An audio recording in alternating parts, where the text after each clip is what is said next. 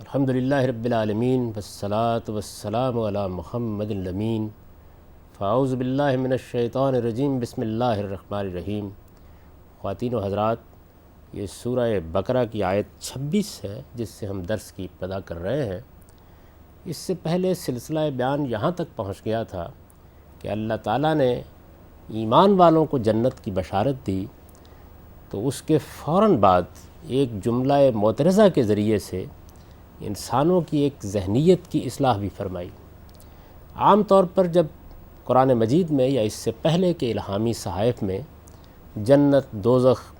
یا اس عالم نادیدہ کے احوال کا ذکر آتا ہے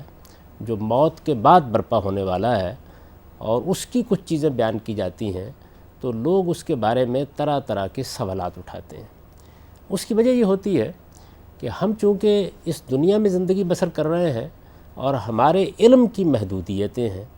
ہم تو انہی چیزوں کو جان سکتے ہیں جو ہمارے تجربے اور مشاہدے میں آتی ہیں،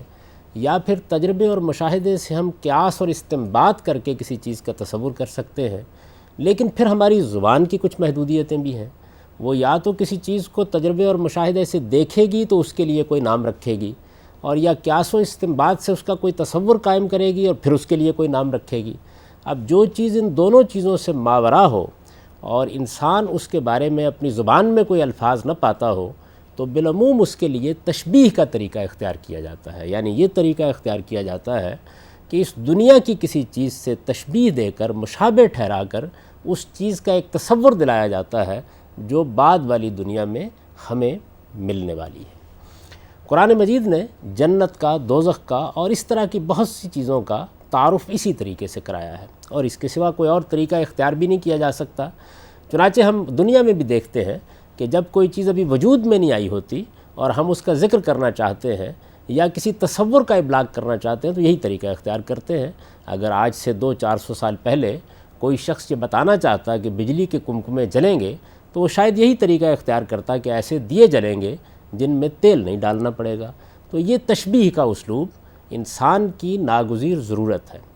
یہ اللہ تعالیٰ کی کوئی احتیاج نہیں ہے، لیکن چونکہ انسانوں کے ساتھ بات کرنی ہے اور انسانوں کی زبان کی اپنی محدودیتیں ہیں، چنانچہ ان کا لحاظ رکھ کے الہامی صحائف میں بھی یہی طریقہ اختیار کیا گیا ہے۔ اللہ تعالیٰ ایسے موقعوں پر تشبیہ کا اسلوب اختیار کرتے ہیں۔ قرآن مجید کی وہ آیات جن میں اس طرح کی چیزیں بیان کرنا ناگزیر ہو جاتا ہے، یعنی جنت کی کوئی کیفیت بیان کرنی ہے، وہاں پیش آنے والے احوال بیان کرنے ہیں، یا جہنم کی تصویر کشی کرنی ہے، تو وہاں جو آیات اسے زیر بحث لاتی ہیں ان کو قرآن آیات متشابہات کہتا ہے۔ اس سورہ کے بعد والی سورہ میں قرآن اس کے بارے میں اپنا نقطہ نظر نہایت تفصیل کے ساتھ بیان کرے گا اور یہ بتائے گا کہ اس طرح کی آیات سے متعلق آدمی کو کیا رویہ اختیار کرنا چاہیے۔ اس سورہ میں مخاطب یہود ہیں، اور انہوں نے وقتاً فوقتاً اس طرح کی تشبیہات اور تمثیلات کے بارے میں مین میخ کا رویہ اختیار کیا، بال کی کھال اتارنے کا رویہ اختیار کیا۔ یہ چیز چونکہ